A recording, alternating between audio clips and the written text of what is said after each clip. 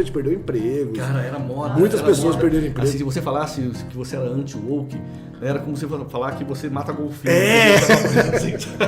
Não, teve uma vez que Anti-woke, mata golfinho, tá ali. Ô, gente!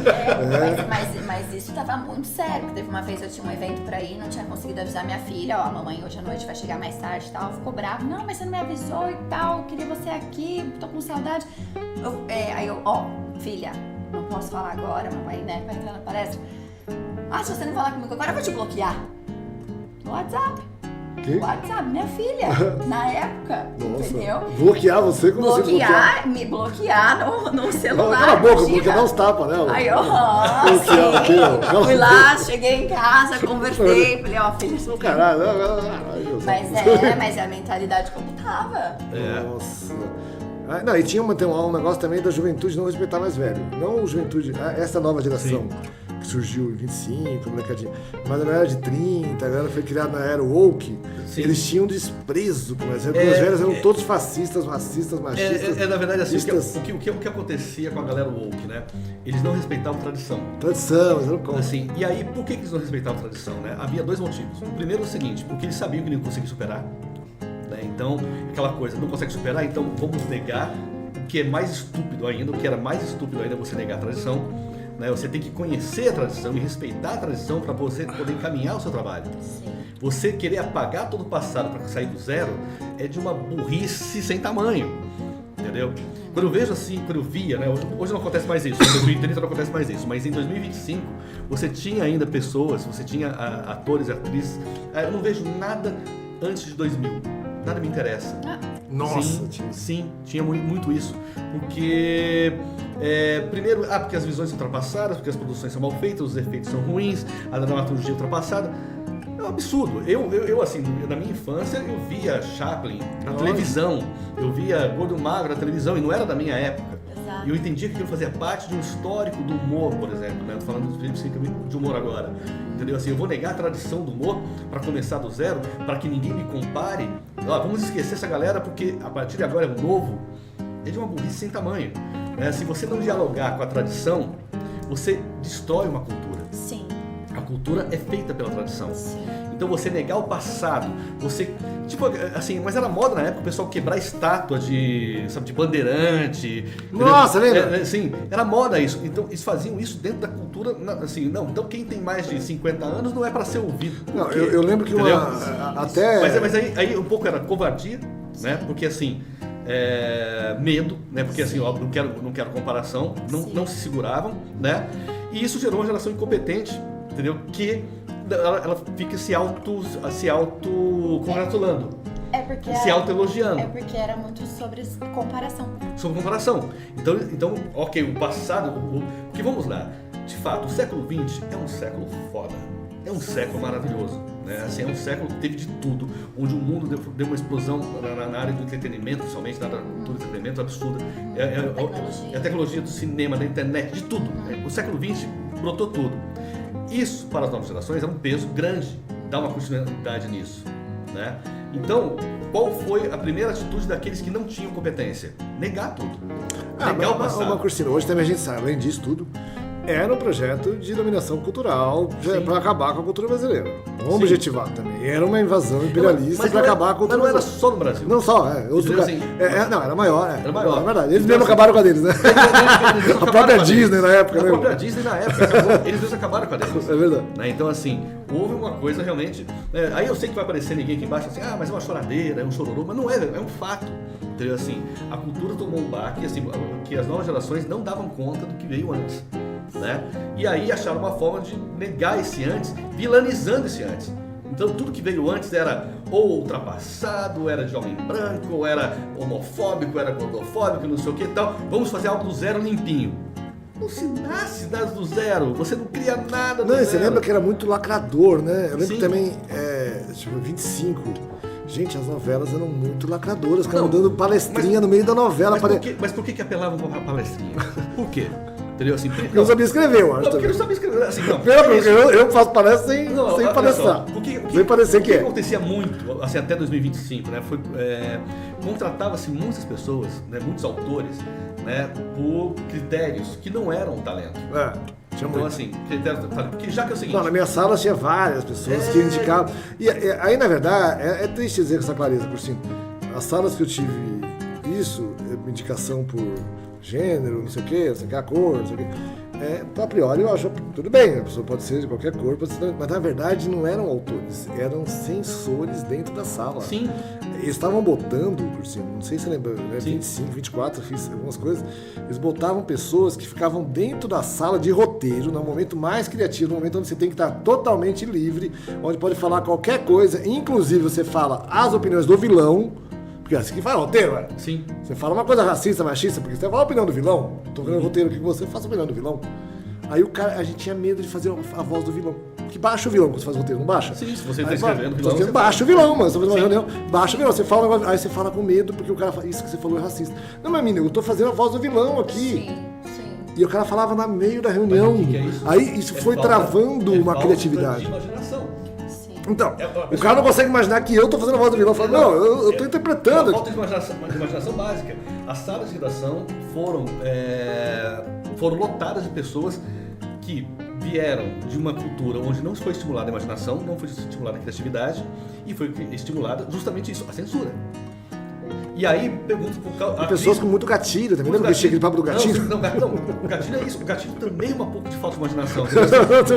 O cara assim, pera lá, não tô falando de você, meu chapa, tô falando, sabe, saia um pouco de si, era uma geração tão ligada, né, tão egocêntrica, tudo é assim, tudo é eu, sabe, assim, tudo dá gatilho, tudo parece que tudo me atinge, cara, peraí, tudo é muito reativo, tudo é reativo, né? Entendeu, assim, eu não sei que água essa gente bebeu, eu não sei o que foi dado pra essa galera, não, entendeu, porque... Hoje a gente sabe, teve um processo de grana mesmo pra formar essa galera desse jeito. Eles aparelhavam os traumas. Sim. Tem um negócio, a técnica, qualquer técnica fascista faz isso, viu? Ele pega teu trauma, tem algum trauma aí, qualquer coisa, e o cara aparelha o trauma e começa a falar o trauma por causa de aparelho, aí você vira uma máquina pra lutar pela causa dele. O mais engraçado é o seguinte, quando você ia dialogar, porque muitos, né, entraram nessa, né, e muitos ouviam as nossas conversas que estamos falando aqui e falavam, não é bem assim não, é que o mundo mudou. 25, né? 25 tinha sido. Não, porque o mundo mudou. O mundo mudou. Então, e vocês não estão entendendo o que mudou. Sabe aquela arroganciazinha, aquele queixinho levantado? O mundo mudou e vocês não estão entendendo, sabe? O tempo de vocês já passou. Só que é o seguinte, você fala assim, cara, sim, o mundo muda o tempo todo. Mas a natureza humana não. Não. A natureza humana não. E o público continua gostando da dramaturgia. O público continua gostando da dramaturgia, o público gosta de surpreender. E o que você está fazendo, meu chapa, é o seguinte, não está deixando material, não está deixando cabedal, não está criando nada. Não, e não está em sintonia com as leis naturais do ser humano. Na verdade que é anti-arte. E não está mantendo a indústria. Tá falindo. Está falindo. Então, 25, o cinema brasileiro também. Não sei se você lembra. Aquela época, foi um final ali no governo... Como é que chama? O Lula. Lula, sim. Na época do governo, aquele cara lá que foi o oitavo mandato. Naquela época do governo, a terceiro mandato do Lula ficou completamente woke. Sim. E aí, não sei se você lembra, o cinema brasileiro inteiro ficou fazendo os filmes que vem em 27, que a gente nem assistiu, claro, ninguém assistiu, mas foi o maior fiasco da história, tanto que a gente recuperou. Sim. Não, porque os filmes foram feitos a partir do 24, 25, gente, foram feitos os 200 filmes que ninguém assistiu. Ninguém assistia. Na época 25 já ninguém assistia. Porque assim... Porque eles não queriam lacrar, eles queriam ensinar os outros, encher o saco dos outros. Mas quem vai à noite assistir bronca de jovem, dando bronca em você? Você vai colocar o cinema pra dar bronca? É isso. Você vai tomar bronca? É isso. Eles não estimulam, assim, não foi estimulado, assim, o que acontece? Foi uma parada geral, uma pane geral. Uma pane geral, só que uma pane geral com cara de produção, né? Porque as produções saíam. Só que não dialogavam com ninguém, não dialogam com ninguém. Você tem filmes premiados em festivais nacionais. Festivais assim, também. Festivais, mas ninguém via. Os festivais ficaram, naquela época, 25, os festivais ficaram completamente autistas. Sim. Eles não tinham nenhuma relação com a sociedade mais. Nenhuma. Você ia no festival, eu lembro que, eu parei de festival, eu não aguentava mais, mas festival de tecnologia, festival de game, tinha público real. Sim. Todos os festivais de cultura pop, tinha público. Os festivais de cinema não tinha público, era só a classe que ia. É só a classe que ia. Ninguém mais ia. Não tinha mais pessoas jovens indo, não tinha isso. Era só a própria classe, ia lá tomar uísque e falar, né, eu devia ter mais dinheiro, eu devia ser melhor. Mas por quê? Você não tem ninguém querendo ver você, por que tem que ter mais, amigo? Você tem que provar pra nós que Não, tem que ter. e o pior, assim, essas pessoas tinham espaço na mídia, né? Porque às vezes controladíssimo na mídia, e parecia que eles estavam fazendo algo realmente relevante. E eles inviabilizavam, porque tem um negócio, né, cara? Se a gente pegar, voltando mais pra trás, se pegar porno chanchada, na época do auge da porno chanchada, antes de, né, o cinema mesmo que era feito baratinho, feito com baixo custo, tinha problemas técnicos, mas roteiros rápidos, o cara fazia roteiro em 15 dias, filmava. Era assim, mano, os caras faziam roteiro em 15 dias, década de 70, o cara fazia, tem um filme do Rovai que chama O Grande Roubo das Calcinhas. O filme teve uma notícia no Notícias Populares, em 15 dias ele lançou o filme. 15 dias, mano. Aí o filme tem baixa qualidade técnica, mas foda-se, fez público pra caralho. E foi feito numa velocidade, num engajamento. Não, mas assim, que é o que nós estamos fazendo hoje, aqui em 2030 também, não é o único modelo. Mas em 2025, cara, até 2025... Lembra que tinha burocracia, né? Não, 2025 é o seguinte, você falou uma coisa aí que é pecado falar. Tinha burocracia. Não, você falou uma palavra que dá bolha nessa classe. Que é... dava bolha nessa classe, que é público. Não pode. Não, público é ofensivo. Como assim você faz cinema que dá público? Eu vi isso a vida inteira. Nossa. Assim, eu vi uma... Na época tinha preconceito por isso, né? Não, cara, olha só. Cara, era assim, eu vi um podcast uma vez de uma dessas influências de cinema, né, falando, aí comentaram sobre as comédias brasileiras e falaram assim, aí, claro que é uma indireta, né, falaram assim, tem cineastas que são tão pobres que a única coisa que eles têm é público. Oi? Como assim? Você acha que é fácil dar público?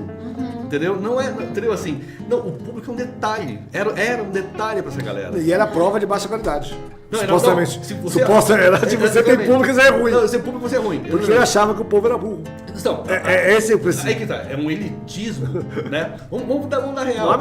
É um elitismo, né? Absurdo, é um elitismo cultural absurdo, é um preconceito absurdo contra o público. E na época eu lembro que começaram a tentar sair da bolha, aí falava assim, década de... tipo 25 tava essa brisa, perceberam que o público tava ruim. A Globo, por exemplo, começou, vou sair da bolha. Sair da bolha pra eles era o seguinte, era doutrinar o crente pra visão woke. Eles não conseguiam imaginar que sair da bolha é conversar com o público. Fazer algo que é legal pra mim e pro público, que nem você sabe fazer. Sim. Que você faz um negócio que você gosta e o público gosta. Esse é o truque. Você também. Seu filme deu certo por isso.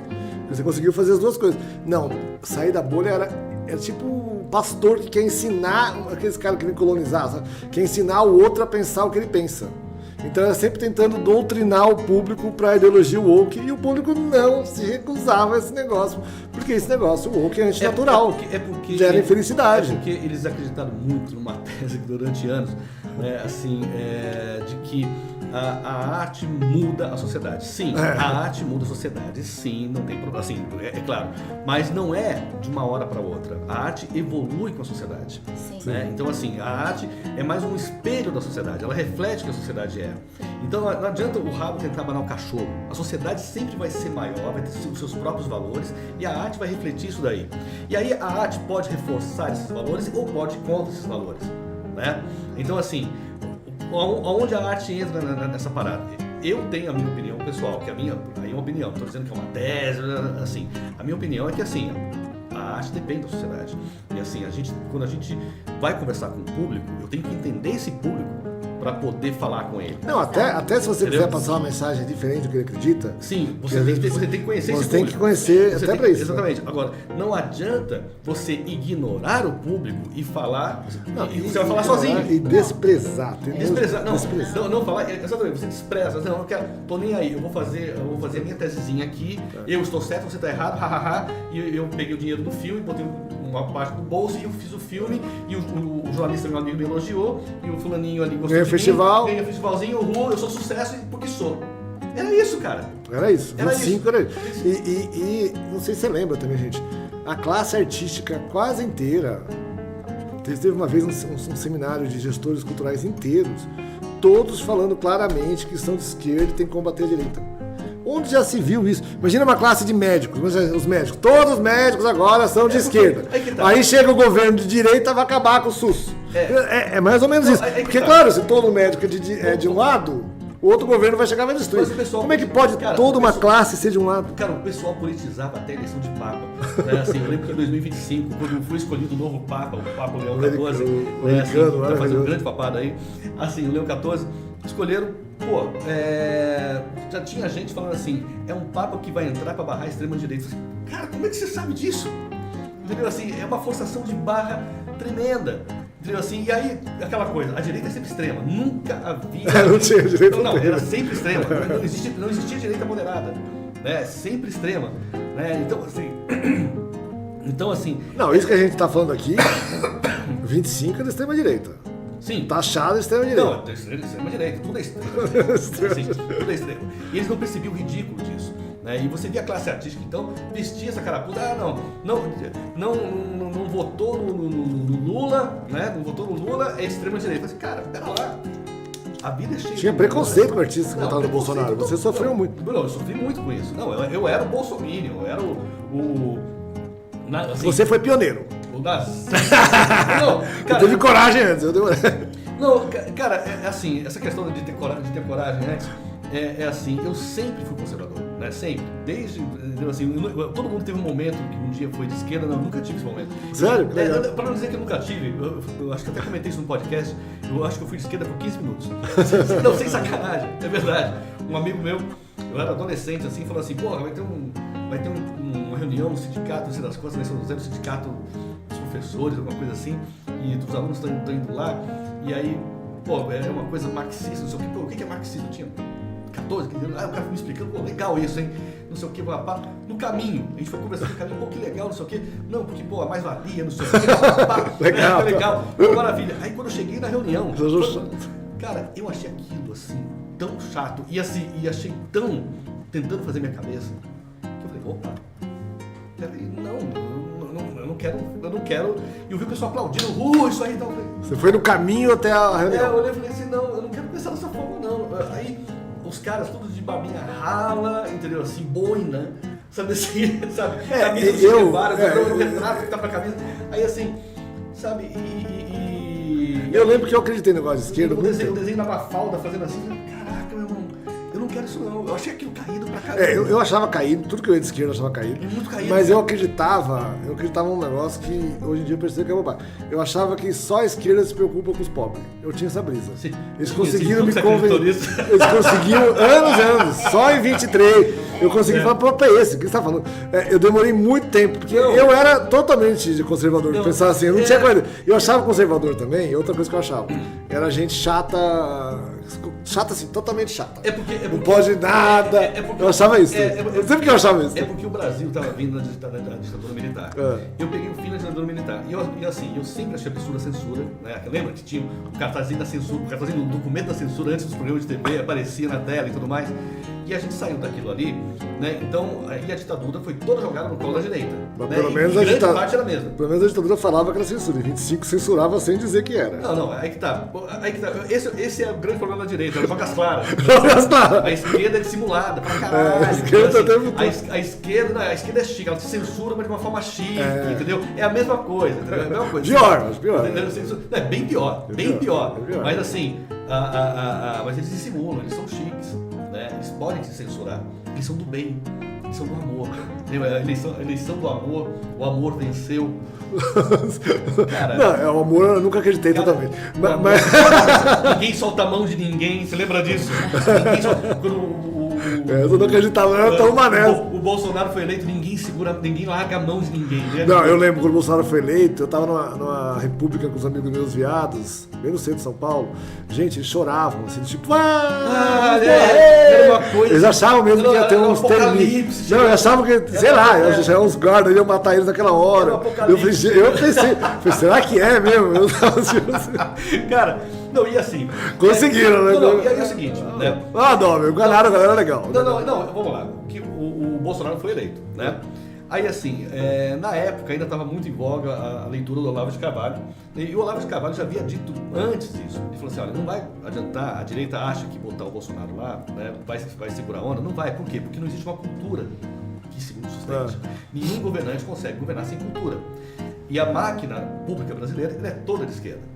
E de fato, o que aconteceu? Ele foi espirrado rápido. Não, foi super difícil em 27 a gente começar a rearticular a máquina. Ele foi espirrado rápido. E claro, também muito pelos erros também que ele cometeu. Claro. Entendeu? Assim, como todo político, mas todo político comete erros. Né? Não existe político que não comete erro. O cara entrou lá, ele vai fazer merda. Não tem como. Né? Todos erram.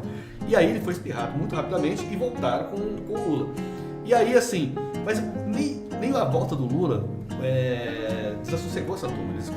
Mesmo com a volta do Lula, os caras continuaram. Não, a direita, a extrema-direita, não sei o quê. Não, foi ficando cada vez menos gente, porque eu tenho a impressão que tinha uma dose de fanatismo fixa. Aí quanto menos gente tem fanática, mais ela fica fanática. Sim. Então os esquerdistas foram ficando cada vez mais esquerdistas, lembra disso? Cada vez mais Já falou que explodiu. Assim, cada vez mais voltando. hoje em dia tá essa seita lá do Woke que tem meia dúzia lá em Itanhaém. Que aí eles são bem esquerdistas mesmo. Mas ficou bem concentrado, né? Porque foi cada vez reduzindo mais. Sim. Mas ao mesmo tempo a dose de medo mesmo, é medo. Não, virou paranoia. Então tudo era extrema-direita. Se você não tá comigo, você é contra mim, sabe? É uma coisa assim, sabe? Quase União Soviética. Não, se você não tivesse muita vontade de ir no show do Caetano, você já era extrema-direita. Não, cara. Tinha que achar que o show do Caetano não era mais show. Não sei se você lembra, sabe? Era tipo seita, você tinha que ir rezar. Gil, exatamente. Caetano, não era mais um show de música. Era tipo você ir lá doutrinado. Se você fizesse uma crítica a Fernando Montenegro, você ia ser... Nossa, crítica Nossa, falar mal daqui do filme do Oscar. Não, eu ainda estou aqui. Estou aqui. Nossa, você ia achar que achou meio chato. Extrema-direita. Não, eu tô achando tudo bem e tal, meio chato. Não, pô, não só achei meio chato. Era pau. Não, eu só falei, acho que tem uma barriga no segundo. Extrema-direita. Tudo você é contra o cinema nacional, você é contra a cultura. Contra o cinema nacional também. Mas gente, não sou contra nada, não. Não, o pior é que eu gostei do Ainda Estou Aqui, né? Eu gostei do Ainda Estou Aqui, o filme é legal. Eu gostei do Ainda Estou Aqui. Aí o pessoal via, como assim você gostou? Ficava preocupado. Também tem o contrário. Como assim você gostou? Peraí, não, você não pode ter gostado. Você não pode. Você é do outro grupo. Se você gostou, algum problema o filme tem. Você é do outro time. Você é do outro time. Peraí, será que o filme é bom mesmo? Começaram a questionar. Eu tava elogiando o filme, entendeu? Era uma loucura. Pera lá, eu achei bom o filme, achei bom o roteiro. Tem uma barriguinha segundo ar, então tá aí. Sabia que era alguma coisa. Mas que absurdo, né, gente? Mas a gente chegou... Como é que pode uma classe de supostamente pessoas artistas? Se o artista não pensa livre, quem vai pensar livre, gente? Já pensaram isso? Se nem o artista é livre, quem vai ser? O artista é o único idiota da sociedade que pode ser livre. Sim. O engenheiro é mais difícil, qualquer outro profissional. É que o artista dentro de uma sociedade que não é livre, dentro de um país que não é livre, né? E o Brasil não era livre. Não, é 25, nossa. 25 foi terrível, foi o ápice, na minha opinião. A gente vivia uma justocracia, né? Sistema. Totalmente. Não era democracia. Não era uma democracia. A gente vivia dentro de uma ditadura. Você que está em 25, gente, fique atento se nós estamos falando. A gente vivia dentro dessa ditadura e onde afetou muito o pensamento e a criação artística. Os artistas viraram burocratas da arte. Burocratas da arte. E repetiam tudo. Não, e essa coisa, eu queria voltar a esse assunto rapidamente também que você falou, de como o sistema tirava a autoria. Sim. Porque isso é bem importante nessa época. Eu lembro que isso veio também, né? Desse papo do Glauber. Aí o Glauber defendeu o cinema de autor. Aí naquela época todo o problema era o cinema de autor. Sim. O cinema de autor é o problema, afasta do público, tratar. E não é verdade. Se pegar em Hollywood, por exemplo, os melhores filmes têm autor. Sim. Quando não tem autor é filme B, filme lá que é um filme mais... Sim. Os filmes de autoria são de indústria, tem o Batman do Nolan, Sim. o Batman do Tim Burton, ou seja, é a visão do autor que faz o filme virar algo prêmio. Até porque o autor gera uma marca. Uma marca. Entendeu? E essa marca tem um valor, o público sabe o que encontrar, então você precisa gerar. O autor é importante. Em 25 estavam acabando com os diretores. Pega os diretores, autores estavam sendo expurgados. Estava ficando o diretor que era de estúdio. Porque roteiristas, era sempre sala. Você era o único roteirista que assinava sozinho, praticamente. Sim. Aqui, né? Sim. Muitos poucos roteiristas de cinema. Cinema, você faz um filme e eles passam para mais 5 pessoas. Só para deixar claro que você não é autor. Sim. Fala, por quê, cara? Pode ter um colaborador, tá? Mas não é isso. Ele quer dissolver a autoria. Tinha muito esse critério. O que acontece? Existe um grande modelo de indústria no mundo, né? Que vamos lá, assim, a maior indústria, a maior empresa de entretenimento do mundo era a Disney. Né? Entendeu? Assim, ainda é a Disney em 2030, né? Ainda será a Disney. Não, agora da Utopia Brasil tá chegando ali já. Você lembra? Nosso canal, assim, assim, é a Disney. Né? A Disney era o modelo para todo mundo. E o que aconteceu com a Disney? A Disney entrou num processo a partir dos anos... sempre foi assim, né? Mas assim, vamos lá. A marca Disney era mais importante do que tudo. Então não importa o que você faça, era a Disney. É um filme da Disney. Não era um filme do fulano, do ciclano, era um filme da Disney. Né? Então assim... Eles recuperaram isso, mas em 2025 eu lembro que eles estavam sendo bastante criticados por conta da diversidade, onde eles começaram a pegar histórias com personagens dentro da diversidade, sim, mas todo mundo ia assistir. Sim, aquela Branca de Neve, lembra? Branca de Neve morrendo. Branca de Neve. Quem ditava o mercado era a Disney. Então todas as empresas de audiovisual meio que tentavam emular o que a Disney fazia. Então assim, a Disney é uma marca, assim, criada por Walt Disney, não sei o que, uma parte, sei lá, 70, 80 anos, tá lá assim, entendeu? Que existe dessa forma. Ok, mas você não pode pegar uma empresa como, por exemplo, uma Netflix e falar, não, nós somos a Netflix e nós somos a nova Disney, entendeu? Você não tem cultura, você não tem produção para ser assim. Você vai ter que formar essas pessoas. E aí, aquela coisa, eles têm mesmo, é uma produção, o original Netflix. Não interessa quem fez, é da Netflix. Ou seja, não existe um autor por trás, não existe um diretor por trás, não existe um produtor por trás. Os produtores que trabalhavam com a Netflix até 2025, eles reclamavam muito. Por quê? Porque, assim, o dinheiro vinha, beleza, todo mundo fica feliz com o dinheiro no bolso. Mas que a gente vai produzir? A assinatura não aparecia. O produtor não aparecia. Você virava um mero prestador de serviço. Sim. Não, eu lembro que isso foi muito importante quando a gente conseguiu organizar para garantir a cota de produção independente com poder de autoria. Com poder de autoria. Dentro assim, dos streams, não só os streams, e também o streaming nacional. Quando a gente fala em autoria, a gente fala, não tem como, a gente fala em dinheiro, a gente fala em bolso, entendeu? Porque vamos lá, assim, eles não entendem o seguinte. Eu acho que é dinheiro e é também poder de liberdade, porque eles também não queriam dar liberdade. Também, mas eles tinham medo da liberdade. Mas é que tá, é aquela coisa assim, é dinheiro, né? E eles acreditam que não dando liberdade, eles conseguem fazer mais dinheiro, que é um equívoco. É o contrário. A única chance que tem de dar certo é ser livre. Exatamente. A chance é pequena, de todo jeito. Mas não tem outra forma. Não tem outra forma. É assim, é uma visão muito tacanha do negócio. Então, assim, eles não querem alguém que balance o barco. E o bom autor, é aquele que balança o barco. É aquele que sacode. Entendeu? Não, nós queremos a tranquilidade. Gente, assim, quer tranquilidade? Vai fazer pão de queijo. Vai vender cachorro quente na praça. Vai fazer outra empresa, outro negócio. Arte não é... Arte e entretenimento, né? Porque o pessoal fala, não, entretenimento é diferente de arte. Tudo bem, que seja. O entretenimento mama na arte. Se você não tiver o espírito da arte no entretenimento, você não tem entretenimento. Se não tiver uma dosinha de loucura, a palavra certa é loucura. Se não tiver um pouquinho de loucura. E na época eles estavam querendo todos os criativos como se fossem bonitinhos e comportados. Fala, gente, isso não funciona. Isso não funciona. Assim, não adianta. Todo mundo sabe, o artista é o doido controlado. Se ele não controlar, a vida é doido. Mas se ele controlar, aí você lembra que até a terapia do humor, quando você fez, foi muito importante. Porque ela tava meio ficando louca, na verdade. Não sei se você sabe, ela 25. Ela não tava assim 100%. Aí o Isis Yashiva, você fez terapia do humor. E a terapia do humor, ela começou a organizar os personagens da cabeça dela e conseguiu ser uma artista funcional, que hoje tá aí, ganhou o Globo de Ouro, etc.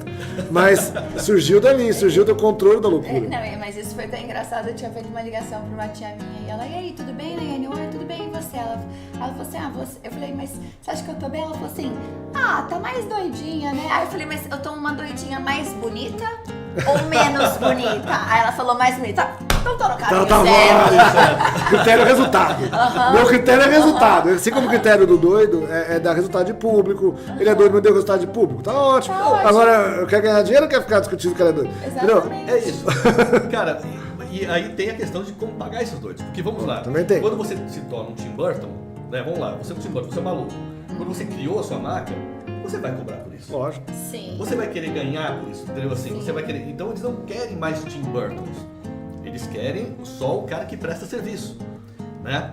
Então assim, só que eles não entendem que se eles fazendo isso, eles acabam desestimulando as pessoas a criarem, né? E precarizando o mercado, né? Eu lembro que na Globo, né? Durante anos eu trabalhei na Globo, 20 anos de Globo, né? Eu achava incrível, uma coisa assim. Eles chegavam pra gente e falavam assim, nós queremos assim, fazer aquelas reuniões com vários autores, 500 autores, 300 autores dentro da sala, não sei o que e tal. E falava assim, nós queremos assim, criatividade de vocês, nós queremos o melhor de vocês. né? A empresa está aqui, a gente paga salário para vocês, não sei o que e tal, e a gente está recebendo pouco projeto, né? É até estranho isso, mas está recebendo pouco projeto, não sei o que, mandem projetos. E aí, quando você ia conversar com os autores, né? O que acontecia, né? Um fato, assim, ninguém entregava a melhor ideia. Ninguém, por quê? Porque por contrato, né, quando você entregasse a sua melhor ideia, né, vamos lá, você entrega a sua melhor ideia, a casa tem direito de não gostar, beleza. Fica travado lá. O projeto ficava travado por 5 anos na mão deles. E se você fosse pegar o projeto de volta para apresentar em outro lugar, não, você tinha que falar primeiro com eles, porque eles teriam a prioridade de fazer aquele projeto, entendeu? Porque eles pagavam o salário. Então, era o seguinte, assim, ó, se a gente paga salário, o seu projeto é nosso. Aí eu falei para eles uma vez, vem cá, você quer o melhor dos autores mesmo? Você quer mesmo o melhor dos autores? Libera. Deixa com o autor, entendeu? E aí o cara vai entregar o melhor, entendeu? Assim, porque o cara não vai ter medo do projeto ficar parado ali na frente. Ninguém vai entregar o seu melhor projeto se não tem certeza se vai ser feito. Entendeu? Então assim, ok, se não vai ser feito, então devolve pro cara, deixa o cara fazer. Mas aí entra um componentezinho político, executivo, básico. Vamos supor que você pegasse a sua melhor ideia e entregasse pro executivo dentro da Globo, né? O cara lesse e não gostasse e falasse, é seu, pode fazer o que quiser com ele. Aí você pega o seu projeto, vai na outra emissora e bomba. Esse cara tá ferrado. Tá perto de emprego. Esse cara perde emprego. Esse cara perde emprego. Não vai muito longe. O Daniel Filho, por exemplo, recusou Pantanal na Globo. Aconteceu. E o Daniel Filho é um gênio. E é um gênio. Errou uma vez. Errou uma vez. Então, vamos lá. Né? Assim, acontece. Né? Acontece. Então, o que acontece? Então, para eles, era prático segurar o projeto de todo mundo. Então, os autores que faziam, os autores entregavam as melhores ideias. O pessoal entregava pro forma. Hoje em dia, o que deu certo na Utopia, que a gente está já acho que disputando com a Globo, você lembra? Foi quando a gente percebeu que o certo era ser uma cooperativa de autores. Os autores são todos sócios. Sim. E aquela coletiva que faz a empresa crescer. Como era, por exemplo, em outros momentos, a United Artists, né? Esse tipo de rede que dá realmente o poder. Isso surgiu com Artistas Livres. Quando a gente surgiu Artistas Livres, começou a organizar o movimento dos artistas serem realmente livres e saberem o poder de ser livre, exigir tanto direito autoral como o espaço. Eu lembro que surgiu aqueles editais que escolhia, que na época, não sei, 25 também, tinha uma brisa da produtora. Sim. Porque a gente sabe que a produtora é muito importante, criar uma casa de produção, uma base de produção, tudo isso. Mas é uma commodity, dá para ter mais de uma produtora. Sim, claro, o artista que é o negócio. Assim, claro que uma produtora bem bolada precisa ter as produtoras grandes, sempre vamos a favor, mas a produtora virou isso também. As pequenas produtoras de cinema eram pequenas produtoras, a O2, a gente fala assim, é grande no modelo brasileiro. Hoje em dia a gente sabe que elas são, a O2, por exemplo, está praticamente 100 vezes maior do que a 25, né? Sim. Graças a Deus, como merece. E veio disso, e veio desse poder para os autores, né? Sim. Que aí os autores começaram a se cooperativar e aí todos criavam... Eles precisam, assim, o que o mercado deveria ter entendido mais rápido em 2025 é que, assim, não existe saída senão a criação. E não existe criação sem autor. Ponto. E tem a ver com isso de modelos que faz rápido. E na época, não vai ser IA que vai salvar.